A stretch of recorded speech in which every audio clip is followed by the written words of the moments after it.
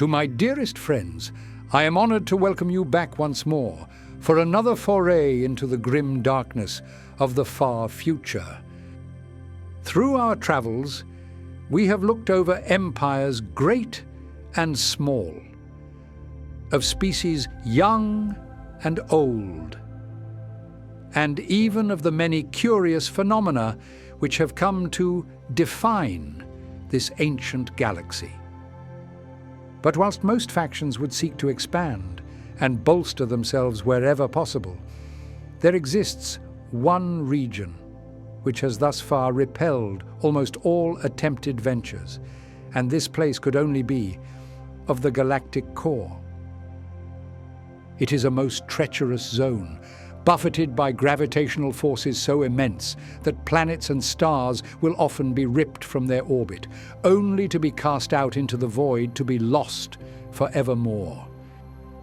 Yet, where many have tried, there is only one group which has ever been able to wrangle control over this turbulent realm, and they would be known as the Leagues of Votann.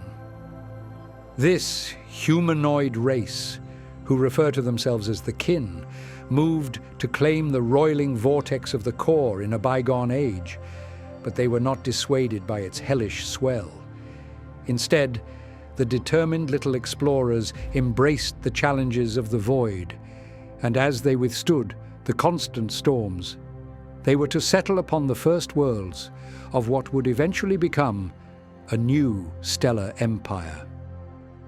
For thousands of years, they were content to simply mine out the resource-rich worlds of their territory, and in truth they remained in a rather secretive position to the wider galaxy.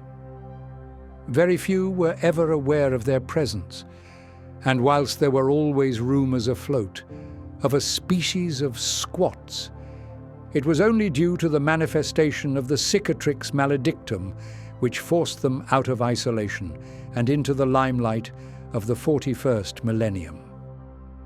Since they have emerged to mingle and clash with the various species of the galaxy, we have come to learn a great deal about their once shrouded civilization.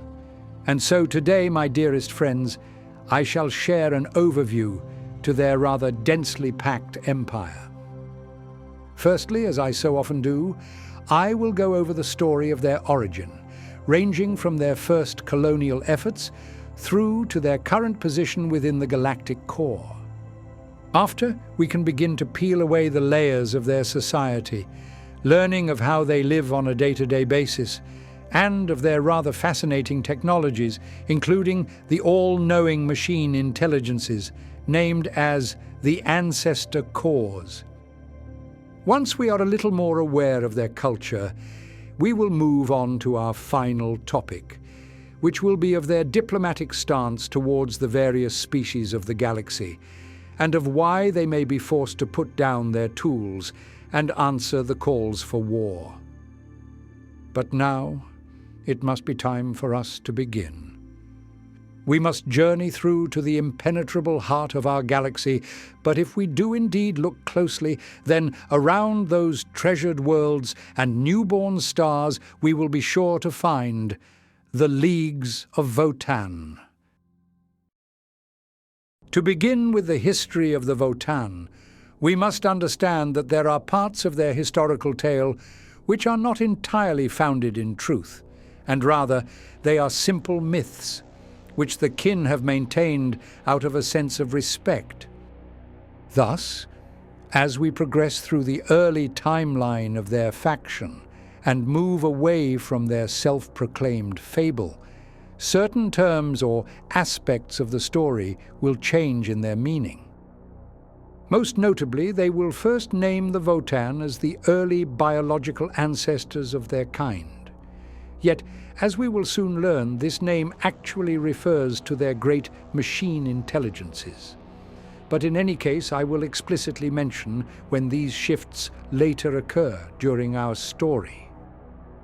Though the Kin do seek to preserve their ancient tales, they themselves will acknowledge that these stories cannot possibly account for the entirety of their history. Also, If a story seems to be just slightly too far-fetched to believe, then they will chalk it up as a simple tale which should hardly be considered as an authentic and reliable source of knowledge. Similarly, as with any civilization, there are parts of their historical timeline which have fallen into obscurity. Yet the kin feel no need to fabricate false tales of an emperor-like figure, as would most assuredly be performed by some of the archaeohistorians back within the Imperium. But now, according to their own fable, their empire of the Leagues of Votann was originally named after a group of mysterious primordial beings known as the First Ancestors, or more commonly, as the Votann.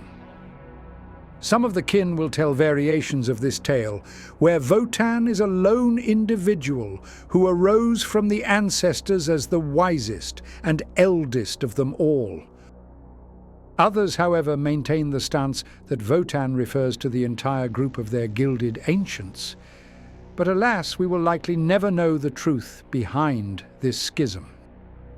Further mythos will read that it was the Votann who produced the first crucibles, allowing their species to endlessly clone themselves before releasing them out into the void, where they were eventually swallowed up and ensnared by the roiling tempest of the cosmos.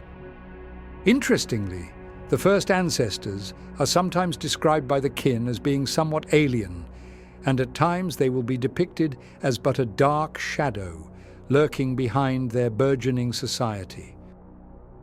Now, as I mentioned before, the kin do not cling to these tales, and most would scoff at the notion of truly considering their ancestors as being half humanoid, half alien entities. But it is still an interesting thought to consider. We should understand, however, that there are many points within their history which the kin have settled upon as being utterly irrefutable, and these would be known as the first truths. But it would be from these that we have now learned of their authentic tale. The ancient ancestors of the kin ventured out into the void aboard generational ships, seemingly in the hopes of finding wealth and riches beyond compare. From what we understand, their original home world was none other than Holy Terra, meaning that they are but a distant relative to all mankind. Based on the fact that the modern-day leagues possess many ancient and forbidden technologies, we can safely say that they would have left on their fated expedition at some point during the first half of the Dark Age of technology, perhaps to found new colonies for the young human race. Since humanity all but exterminated their abominable intelligences in the wake of the AI revolts, and that the League still possess their own, we could also speculate that the Votann fell into their state of isolation not long after departing from Terra. As an interesting point, whilst most conventional generational ships would rely on their crews producing offspring in the natural way, the kin did not seem to follow this plan. Instead, they cloned one another, using artifacts known as crucibles whenever they required more workers.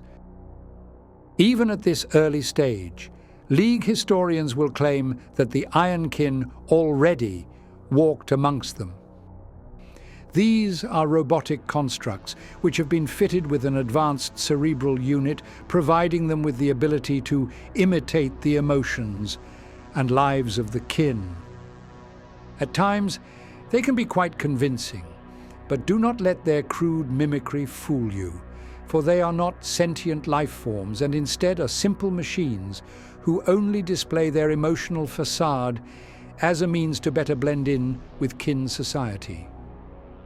In any case, once out into the void, the entirety of the ancestral Votann seemed to be inexplicably drawn towards the beating heart of the galaxy itself, and as they drifted into this treacherous zone, they made the decision to never again return to Holy Terra.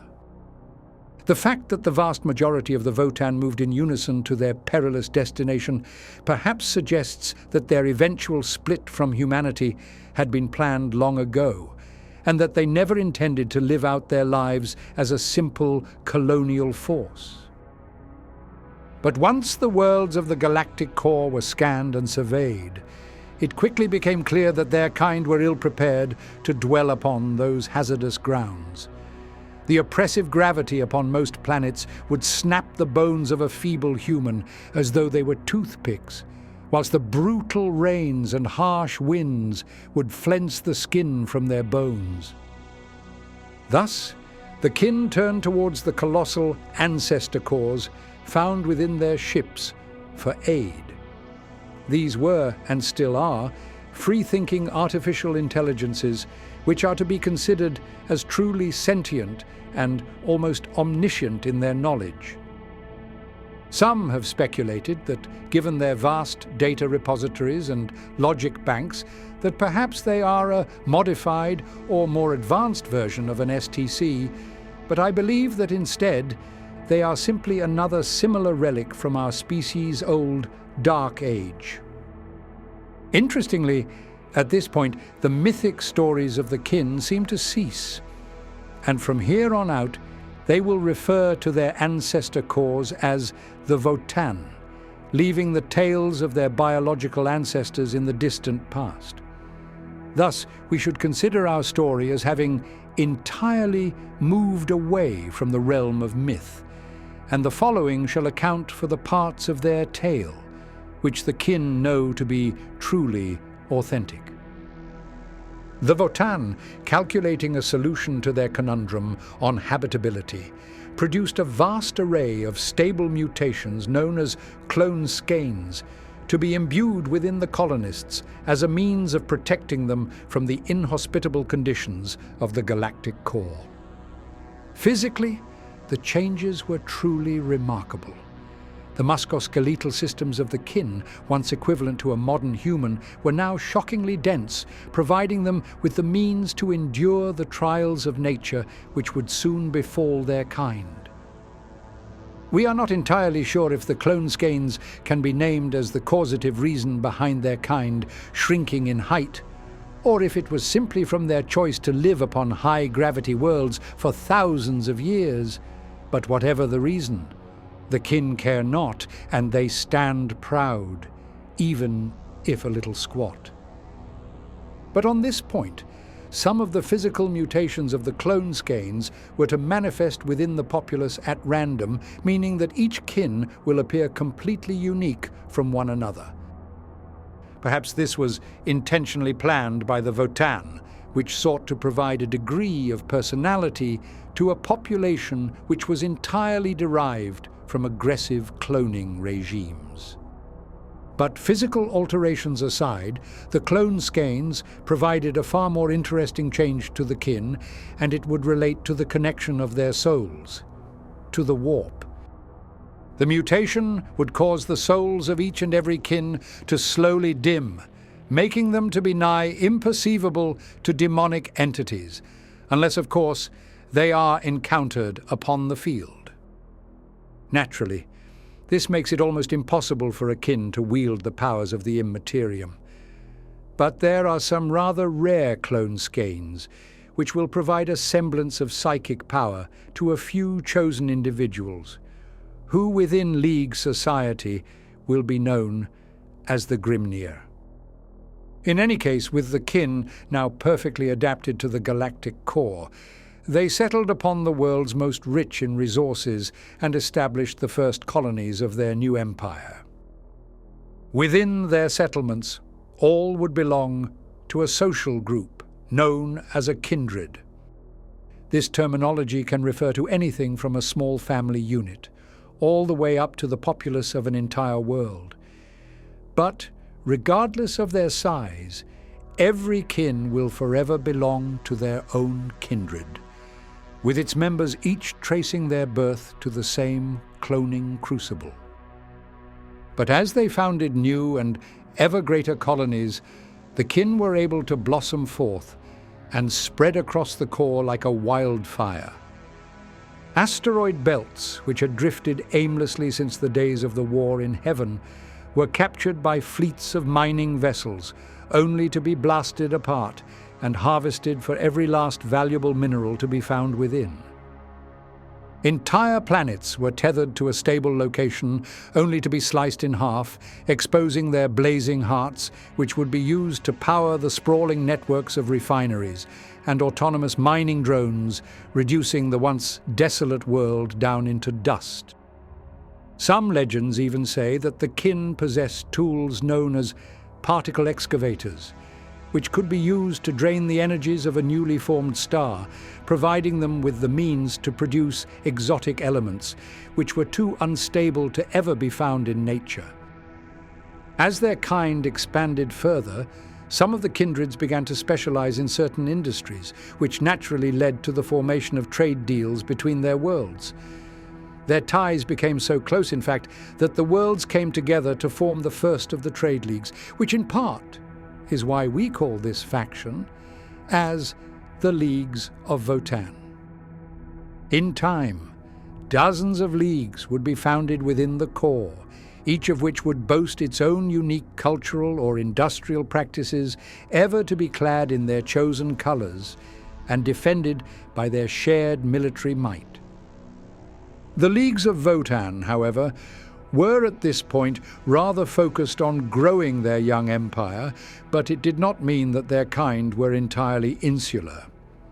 In order to honor the ancestors, it is said that a kin must live a full life and discover all that they can, which prompted many to become prospectors who would leave the core to explore the wider galaxy. Some went on to form trade routes with alien empires, whilst others, who were more violent in their tendencies, offered themselves up as mercenaries to many a warlord. Whatever their reasoning, however, once they felt as though they had learned their valuable lessons, then they would retreat back into the harshness of the core to share their tales with their fellow kin. But throughout their ventures, they are never too keen to share in the secrets of their empire, which is the primary reason as to why their kind is seen as being so mysterious. Most alien species only have rather short tales to tell of their experiences with the Leagues, but this works out perfectly fine for the kin, who feel no need to reveal any unnecessary information to a random outsider. Over the long years, however, their stance of secrecy and generally quite stubborn attitudes towards diplomacy led to an overall degradation in their once amicable relations with the factions of the galaxy. They cared not for the tales of the imperial missionaries, and so outright rejected the deific authority of the emperor, which naturally led to the Inquisition to label the kin as foul Xenos, who should be exterminated wherever found. The oafishness of the orcs and perverted violence of the Drukhari similarly made it impossible for them to produce reliable trade deals. Even the young Tau, who once maintained fairly cordial relations, have clashed with the Leagues, forcing the kin into a position where they must be almost entirely self-reliant, alone in a galaxy filled with barbarous fools. As the 41st millennium came to its close, and as Cadia itself finally broke, the galaxy was split in twain by the cicatrix maledictum. This warp storm cascaded through the void, plunging many a world into chaos, and rather unfortunately, it had carved a rift directly through the galactic core, decimating the hardy worlds of the Leagues of Votann. Their millennia-old trade routes were shattered, entire kindreds were swallowed up in the roiling storm, and worse still, this region of space had seemingly turned against them. The stars mutated into colossal stellar beasts, charging out on trails of cosmic fire, only to explode in a supernova most violent. Then, out of the dark, came the aliens. Dozens of species who held their own minor empires had since been driven from their homes from the storm, and they now sought to invade the territories of the Votann in the hopes of seeking salvation from this time of ending. Naturally, Some of the kin have chosen to remain within the galactic core, standing stalwart against the raging storm in the hopes of one day rebuilding their old territories and purging their realm of chaos. But from the resulting pandemonium, many were forced to flee from their decimated homes, and upon this fateful voyage, they spied the worlds of the wider galaxy as being more than suitable enough to harbor a new kindred or even of a brand new league. This has obviously put them at odds with the various factions of the cosmos, as from their perspectives, the kin have launched a mass invasion, striking in this age of death. Thus, as it so stands today, the leagues of Votann still hold onto their decimated realm, and yet have finally ventured out from the galactic core to stand tall against those who would otherwise label them as stubborn old squats. Now that we understand how their empire was formed, and of why they have set out into the cosmos, let us hone into their kindreds, to learn of their curious society forged in the galactic core. The first point to mention is that the kin are fiercely loyal to their old traditions, and so much of their culture is based around protecting their families, their leagues, and perhaps most importantly, their Votann ancestor cores. As I mentioned before, the leagues exist as the largest of organizations within their empire, with some containing several dozen worlds, each of which will support one another through sharing their military might and by opening up their trade routes. But what we must understand is that at the heart of each and every league, we will find at least one of the ancestor cores, or Votann, as they are often called. We will soon cover them in more detail when we go over the technology of the kin. But for now, just know that these are ancient, free-thinking artificial intelligences, which have come to play an incredibly significant role in the League's society. But we will get to those in due time, and for now, let us look into their familial structure. As I previously mentioned, the kin are a cloned species, with every single individual having been born from the great artificial wombs, known as crucibles. The creation process of new kin is entirely controlled by the ancestor cores of their league, which will produce as many kin as it believes is necessary for the continuation of their empire. Interestingly, the Votann will also assign the newborn kin with a given name, which will remain with them for their entire life, as the kin believe that it is deeply disrespectful to their ancestors to cast aside a title granted by their guiding machines.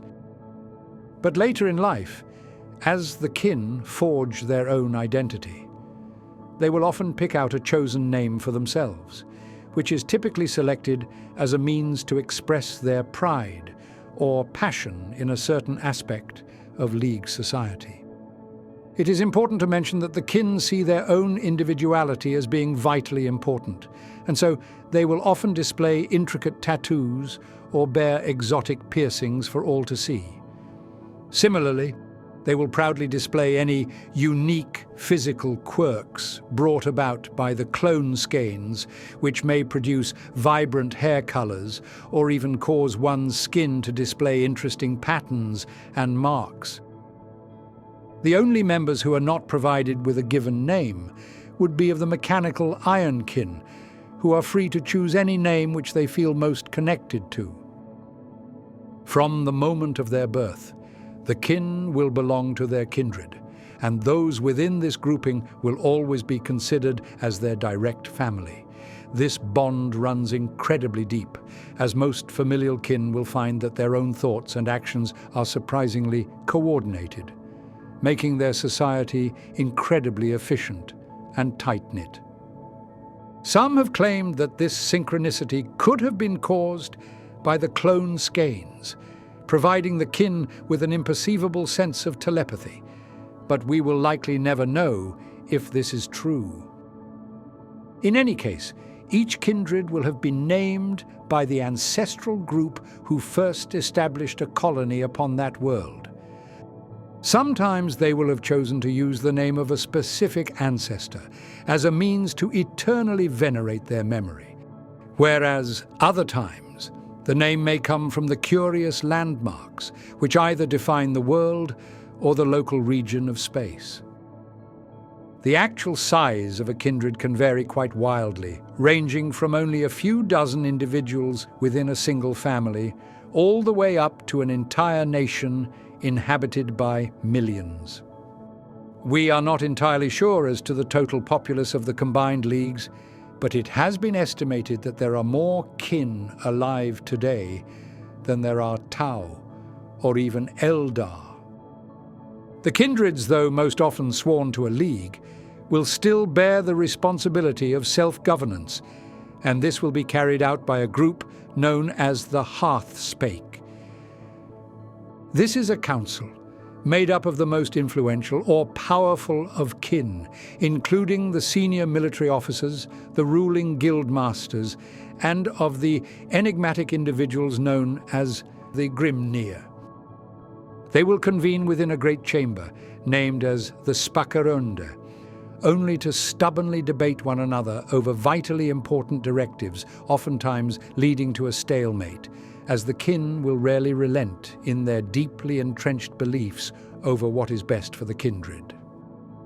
With that being said, it is incredibly rare for us to find a member of the Hearthspake who wishes to further their own political career at the cost of supporting their kindred, so they will always seek to find the most practical and agreeable solutions. Also, we must remember that since the minds of the familial kin are somewhat synchronized, that they will often develop the same ideas as one another, but this still doesn't prevent the occasional debate from sparking to life. The Grimnir, who I previously mentioned, are the only members of their kind who are permitted to commune with the ancestor cause, and if a decision cannot be made within their councils, then this figure may beseech the Votann for a possible solution. Unfortunately, the machines have long since degraded from their once pristine condition, and so the Grimnir must be incredibly careful with their questioning, as it could cause the Votann to be caught in a logic loop, from where it will remain stuck for potentially years at a time. Within the Society of the Kin, we will also find a series of large-scale organizations, known as the Guilds, which are each responsible for overseeing a specific aspect of trade or industry across the leagues. They were originally formed as a means to make commercial trade within the leagues to be more fair and equitable, since at times it was noted that most kin would provide a hefty discount to those within their kindred, which inevitably led to a degree of friction between rival families, who would always demand for the same concessions. For any job to be taken within the leagues, we will almost certainly find an associated guild. For example, if you were particularly interested in capturing and siphoning off the atmosphere of a gargantuan gas giant, then you could seek out a local harvester guild and apply for work. Likewise, if you harbored a true passion towards the maintenance of interstellar trade routes, then you could turn to the sprawling Ingvari Combined Logistics Guild, which has become quite influential within the Greater Thurian League.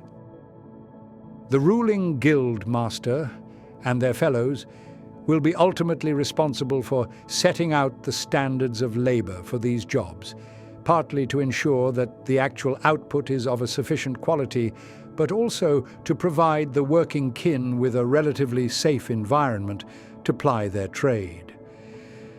Their policies will vary wildly between the guilds, and for a rather unique example, let us look at the collective known as the Chthonian Mining Guilds. They will overwhelmingly favor mining and scrapping jobs when they are found in the most treacherous or hostile of environments.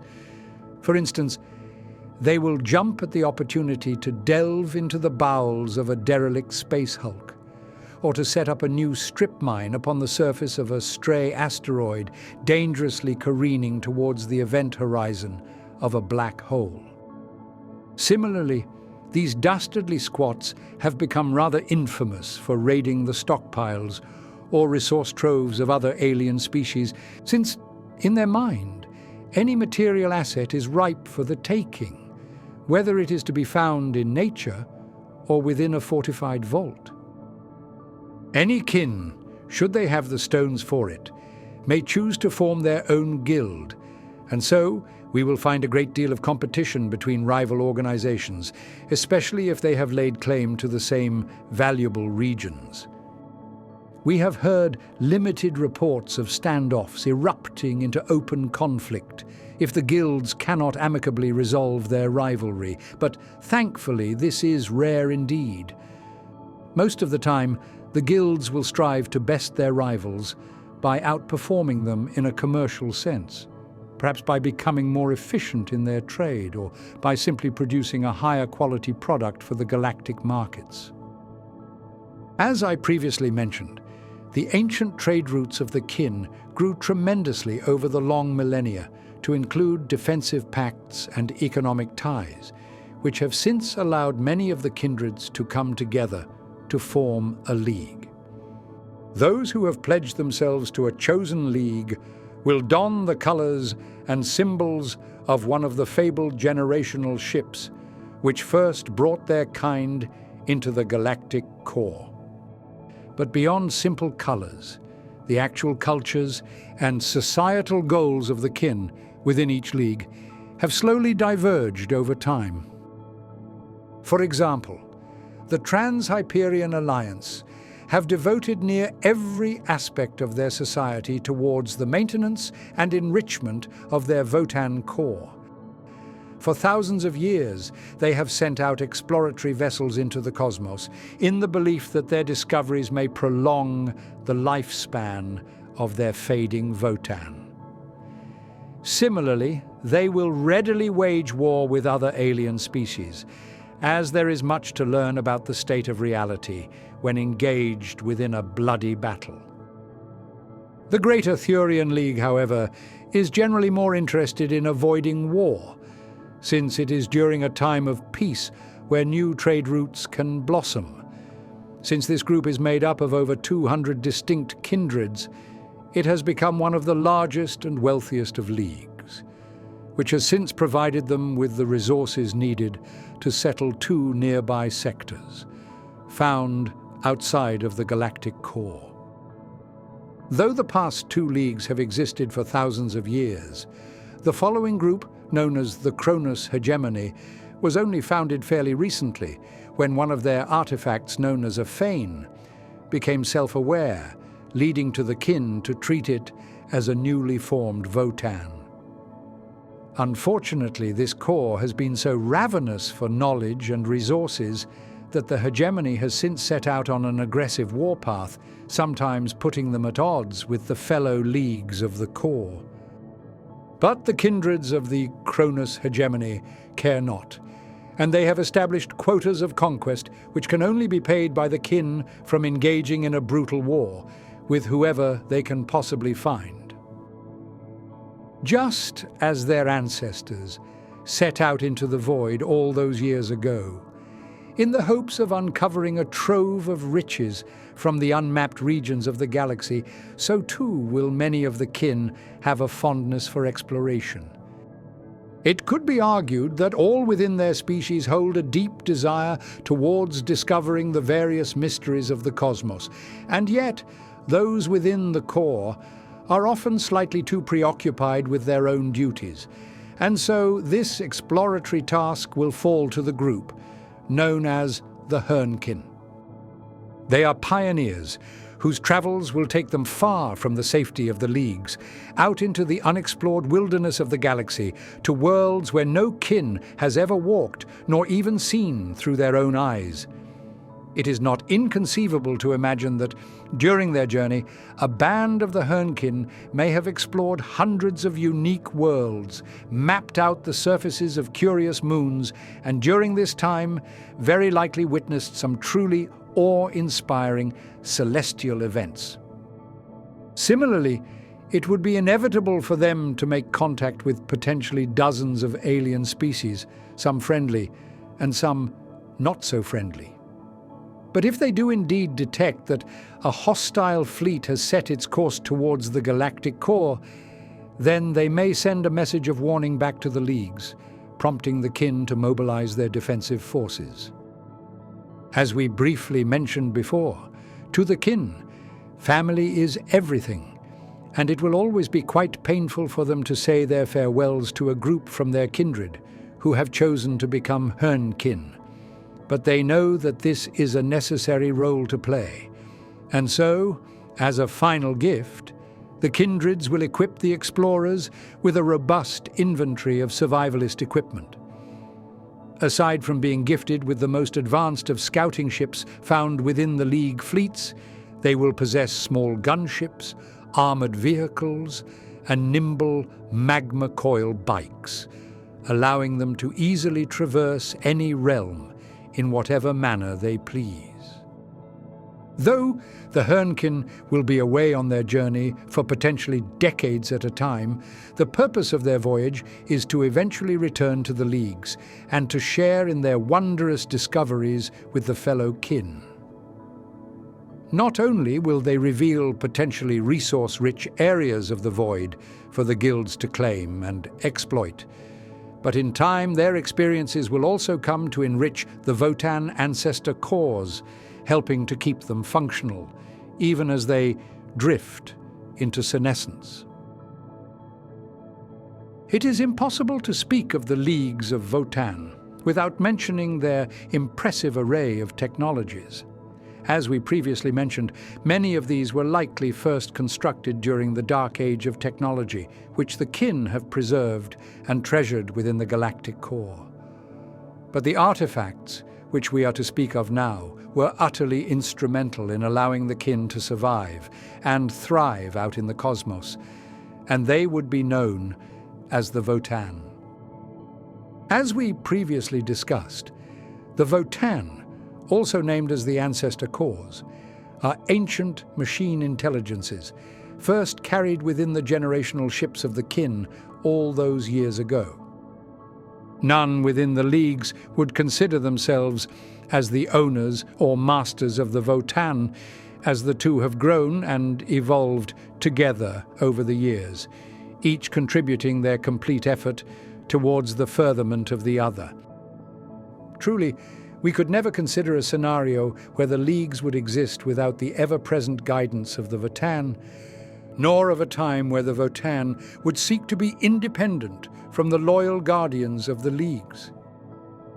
But when it comes to the Votann, the databanks and repositories stored within their cores are so vast and all-encompassing that it can truly feel as though they are omniscient. From what we understand, they were first created as a means to aid humanity during its early efforts to colonize the stars, as the stellar pioneers would inevitably run up against a treacherous realm which they themselves would not be able to conquer. In many ways, they can be seen as an improvement to the standard template constructs, which were known to play a similar role during this period. Both would provide the instructions and methods needed to produce weapons, tanks, fortifications, or entire settlements from scratch. But unlike the STCs, the Votann were to contain a truly free and unrestricted form of an artificial intelligence. They could ponder and reason as to the nature of reality, aiding the early Kin with questions of philosophy or scientific theory, and from their guidance, the first kindreds and leagues were able to develop with an astonishing sense of stability. As I mentioned in our last chapter, each league is in the possession of at least one Votann, which will be protected at all times by a host of Hearthguard warriors, each of whom will be more than prepared to lay down their lives in the defense of this sacred core.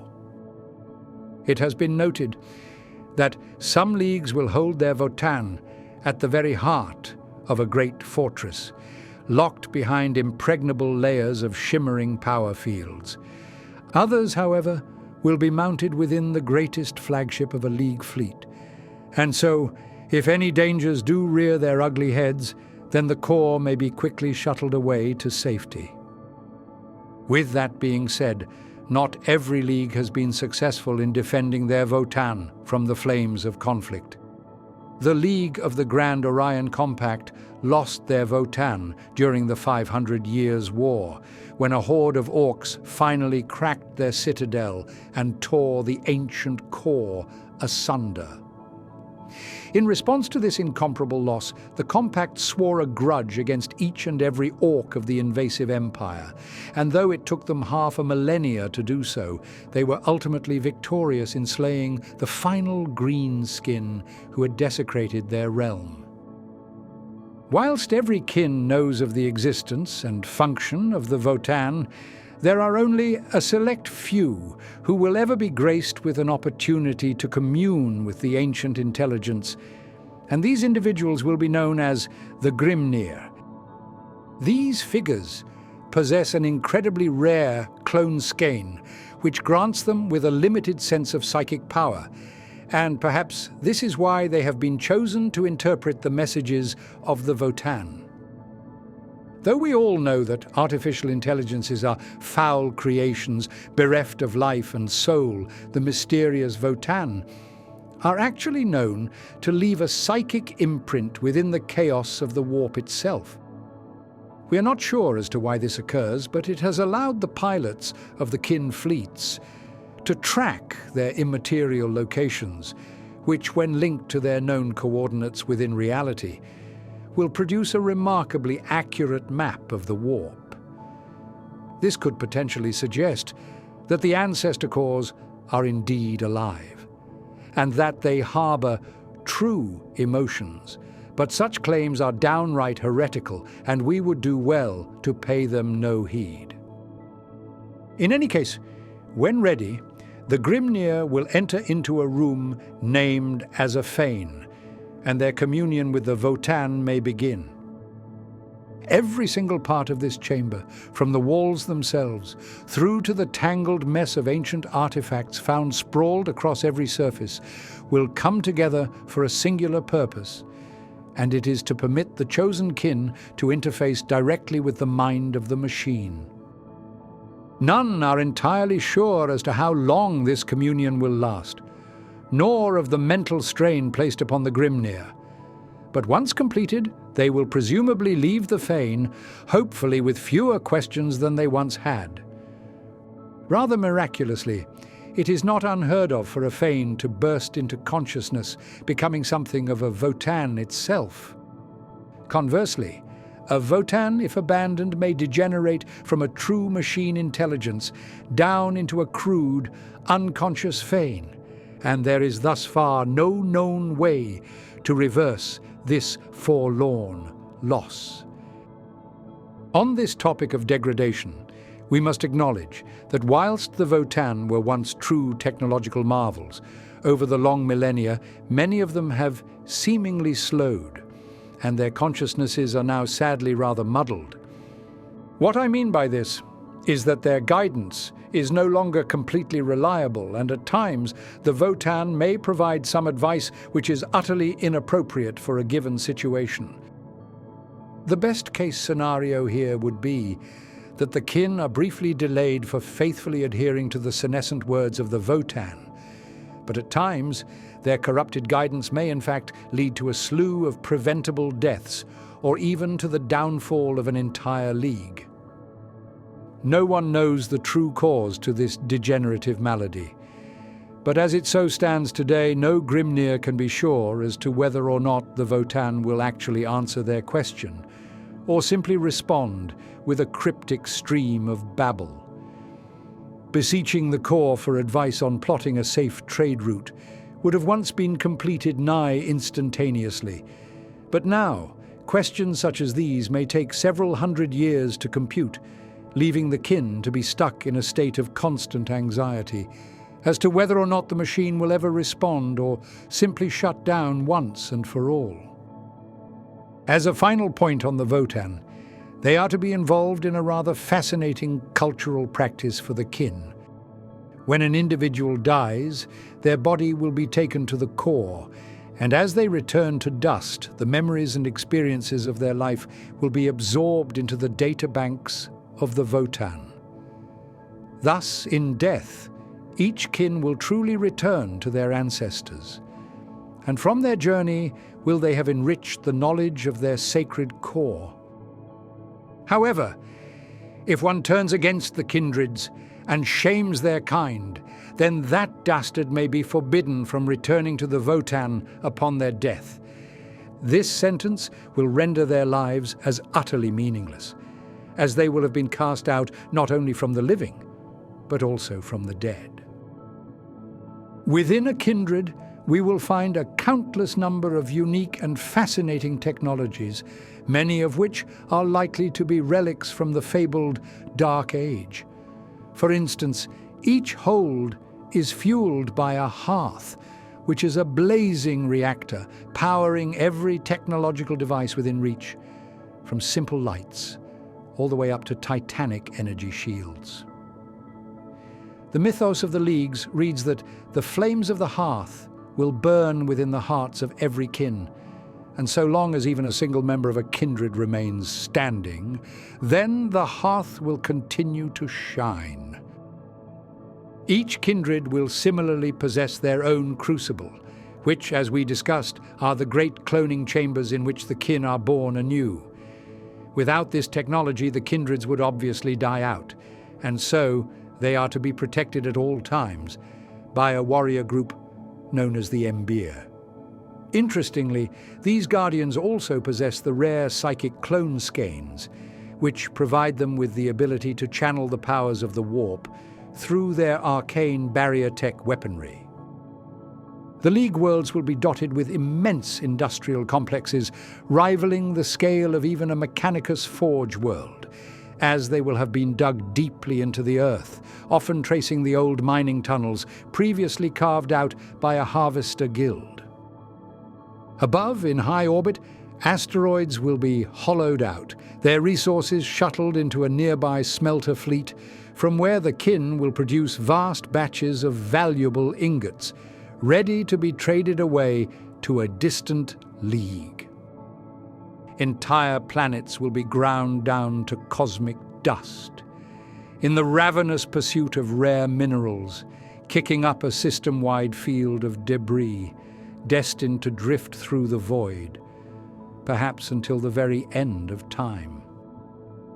I previously mentioned the sapient machines known as the Iron Kin, which are themselves rather marvelous creations. Thanks to their inbound cerebral unit, they may process a truly vast quantity of data, so much so that they have developed a limited intellect, allowing them to mimic the emotions of their fellow, yet biological, kin.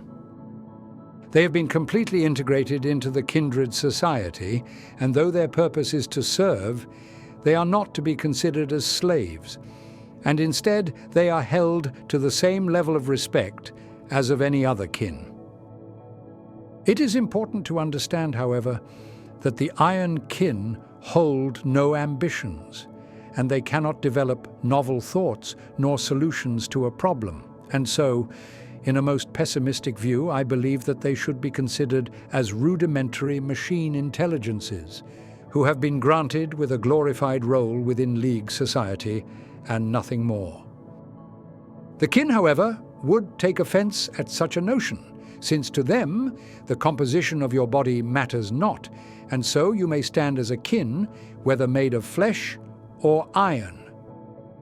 As a dark tale, it was once recorded that the Iron Kin turned against their biological compatriots upon a battlefield, where, according to our story, their own mechanical bodies were mutated, twisting them into sapient weapons, targeted only at the bewildered ranks of the kin.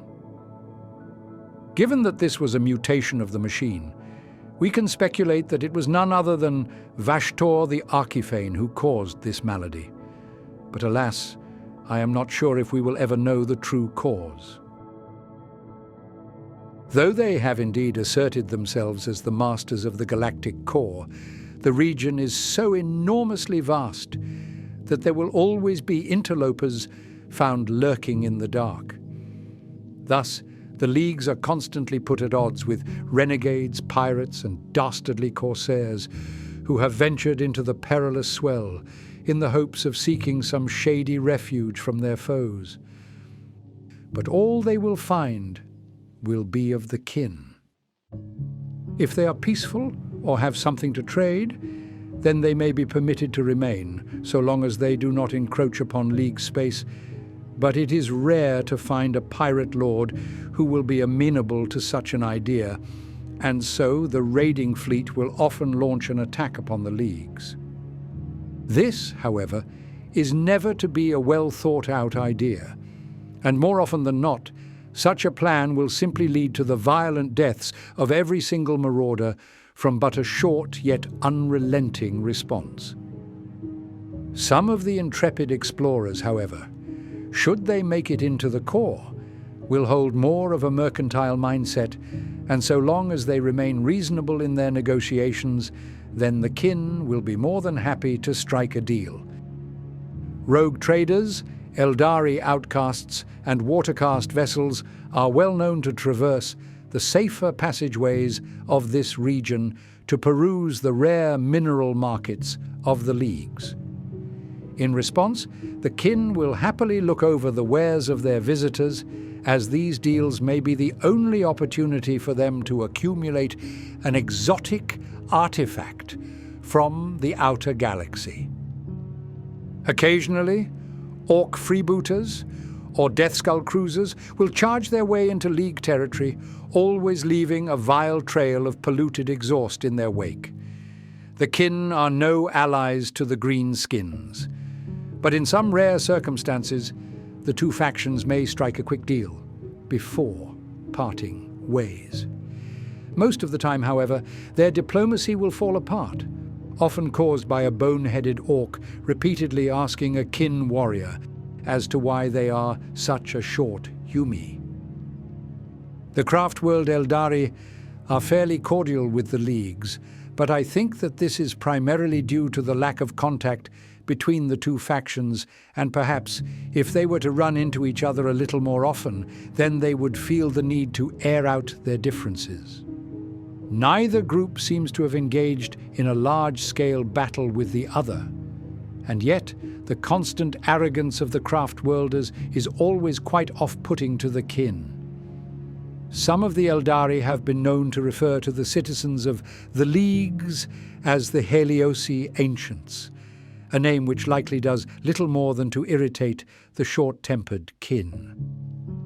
Thus far, we have no tales of the Harlequins, nor of the Inari factions making contact with the Leagues.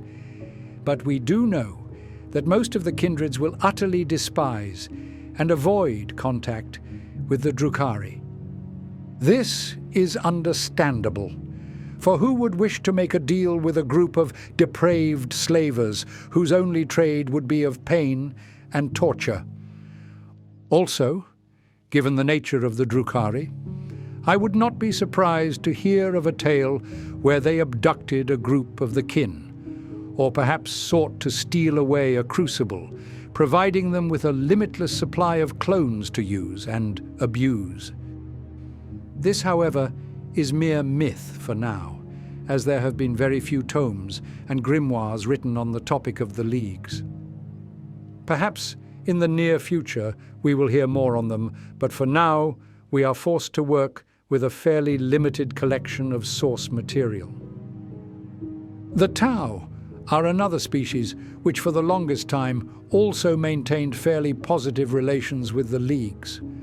Trade deals were often struck, conflicts were typically avoided, and in fact at one point the Tau believed that a prospecting fleet of the kin were of a separate species, who they named as the Demiurge, and their ties became so strong that they were offered to join the Tau Empire as a client species. These kin, however, were content to remain in their current arrangement, where the two groups would routinely trade, whilst also maintaining a healthy distance from one another.